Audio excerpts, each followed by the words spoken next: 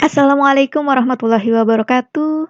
Hai adik-adik kelas 7, berjumpa kembali di channel Edukasi Science. Baiklah, ini adalah kompetensi minimal yang harus kamu miliki anak ya. Yang pertama, kamu harus mampu menganalisis terjadinya pencemaran lingkungan dan dampaknya bagi ekosistem.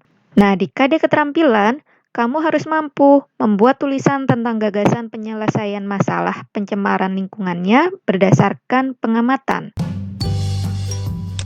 Bersama, kita selamatkan air untuk kehidupan.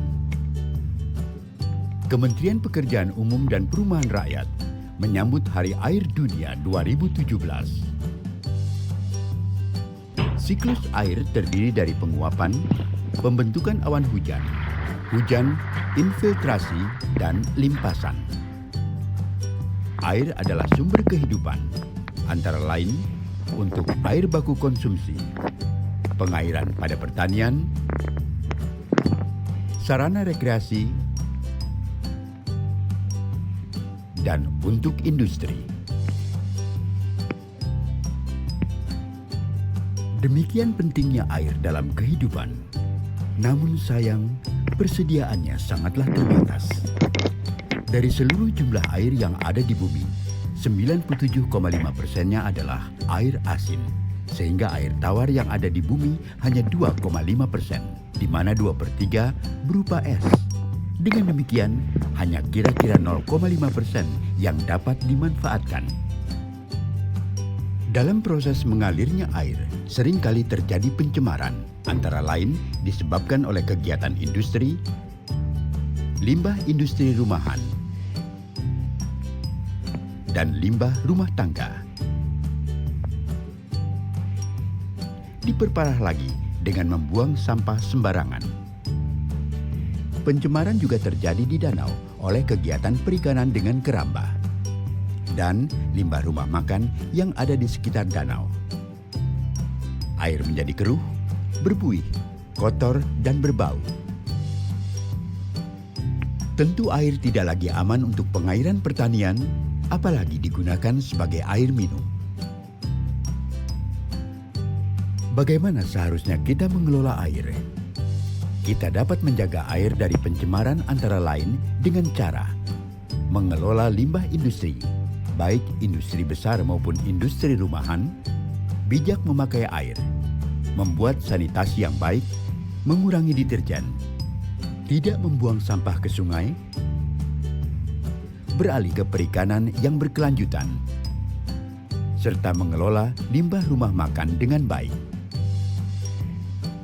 Dengan terjaganya kualitas air, juga akan mendukung pariwisata di area sekitar, sehingga makin banyak pengunjung menikmati keindahan alam.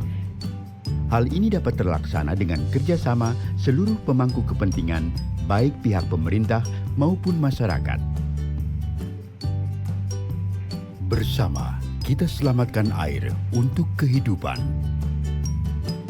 Baiklah adik-adik, berdasarkan video yang tadi kita simak sama-sama, dapat kita simpulkan bahwa pencemaran lingkungan adalah penurunan kualitas lingkungan yang dapat mempengaruhi keselamatan, kesehatan, dan keberlangsungan makhluk hidup secara normal. Nah, pencemaran lingkungan itu bisa disebabkan oleh bahan-bahan pencemar atau polutan dari alam. Contohnya yaitu dari aktivitas gunung meletus. Kemudian ada lagi yang dari aktivitas manusia, yaitu dapat berupa asap kendaraan, asap pabrik, maupun limbah domestik atau limbah rumah tangga dan restoran seperti itu. Pencemaran lingkungan dibedakan menjadi pencemaran berdasarkan tempat terjadinya, pencemaran berdasarkan polutan atau bahan pencemarnya, dan pencemaran berdasarkan tingkat pencemarannya. Nah, yang pertama akan kita bahas adalah pencemaran berdasarkan tempat terjadinya, yaitu yang pertama pencemaran di udara, yang kedua pencemaran di air, dan yang ketiga adalah pencemaran pada tanah. Pencemaran berdasarkan bahan polutan dapat kita bedakan menjadi pencemaran fisik, pencemaran biologi, maupun pencemaran kimia. Next, pencemaran berdasarkan tingkat pencemarannya, yaitu pencemaran akut, pencemaran kronis, pencemaran sedang. Next, polutan dapat berupa zat kimia, debu, suara, dan radiasi atau panas yang masuk ke dalam lingkungan.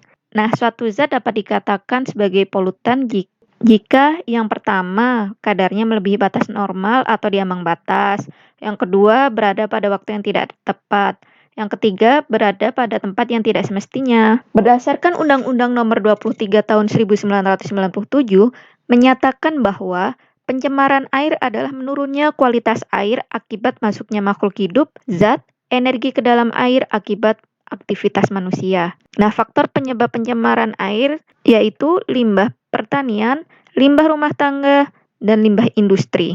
Nah, dampak pencemaran air antara lain menyebabkan penurunan kualitas lingkungan, gangguan kesehatan, mengganggu pemandangan, pemekatan hayati, dan terakhir adalah merusak sarana dan prasarana umum. Kemudian ini adalah cara menanggulangi pencemaran air. Yang pertama yaitu dengan cara recycle atau pendaur ulang, yaitu dilakukan untuk sampah yang dapat terurai dan dijadikan kompos. Next, reuse, digunakan kembali, dilakukan untuk sampah yang tidak dapat terurai dan dapat dimanfaatkan ulang.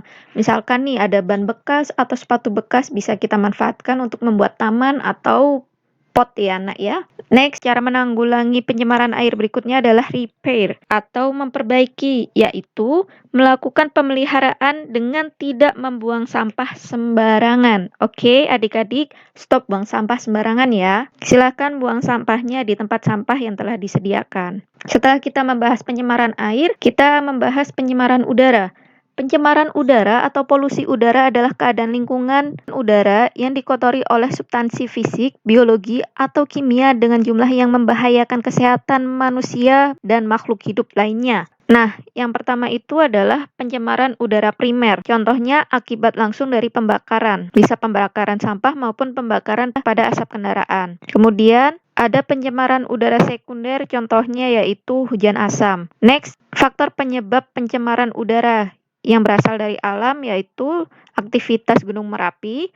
Kemudian dari aktivitas manusia yaitu berasal dari pembakaran sampah, asap kendaraan, asap pabrik, kemudian dari penggunaan CFC pada parfum maupun penggunaan CFC pada AC dan kulkas, juga hair dryer. Next, dampak pencemaran udara. Yang pertama, mengganggu kesehatan dan menimbulkan berbagai penyakit. Yang kedua, hujan asam menyebabkan kerusakan di bidang pertanian karena mematikan tanaman budidaya. Ketiga, peningkatan suhu bumi akibat naiknya kadar karbon dioksida dan karbon monoksida di atmosfer. Dan yang terakhir, rusaknya lapisan ozon di atmosfer karena senyawa CFC akan mengakibatkan pemanasan global. Selanjutnya, cara menanggulangi pencemaran udara kita simak sama-sama, yaitu dengan lokalisasi kawasan industri, kurangi kegiatan membakar sampah di halaman rumah, kurangi penggunaan BBM yang tidak ramah lingkungan dan beralih ke BBM yang ramah lingkungan, dan kurangi penggunaan alat elektronik yang menggunakan CFC seperti botol parfum, AC, dan kulkas, terus membuat taman kota, taman rumah, dan jalur hijau, dan yang terakhir, mencegah penebangan hutan secara liar dan kebakaran hutan. Kemudian kita akan bahas pencemaran tanah. Pencemaran tanah merupakan akibat dari berbagai bahan kimia yang masuk ke dalam lapisan tanah dan mengubah struktur lingkungan di dalam tanah. Nah, faktor penyebab pencemaran tanah yaitu limbah pertanian, limbah domestik, bisa limbah rumah tangga atau limbah dari rumah makan. Kemudian ini faktor penyebabnya bisa dari limbah industri. Ini adalah contoh kasus adanya kadar minyak berlebih di dalam tanah menyebabkan kaki seorang anak melepuh. Ini fakta ya nak ya. Nah, bagaimana cara menanggulangi pencemaran tanahnya? Caranya yang pertama, kita dapat melakukan remediasi, yaitu suatu kegiatan untuk membersihkan permukaan tanah yang tercemar. Kemudian, bioremediasi adalah proses pembersihan tanah dengan menggunakan mikroorganisme baik jamur maupun bakteri.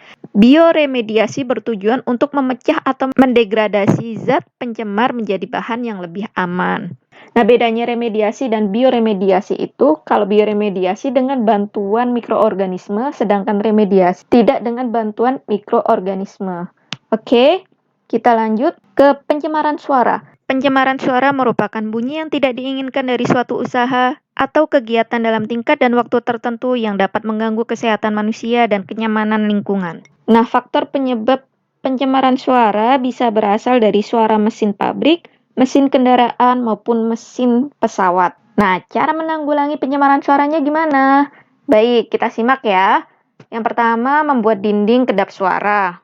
Menanam tanaman untuk meredam suara di sekitar rumah. Kemudian mesin-mesin yang dapat mengeluarkan suara bising harus dilengkapi alat peredam suara. Dan yang terakhir, para pekerja harus menggunakan penutup telinga untuk mencegah ketulian. Baiklah adik-adik, terima kasih telah menyimak video pembelajaran ini. Karena video ini telah berakhir, saya ucapkan wabillahi taufik wal hidayah. Wassalamualaikum warahmatullahi wabarakatuh.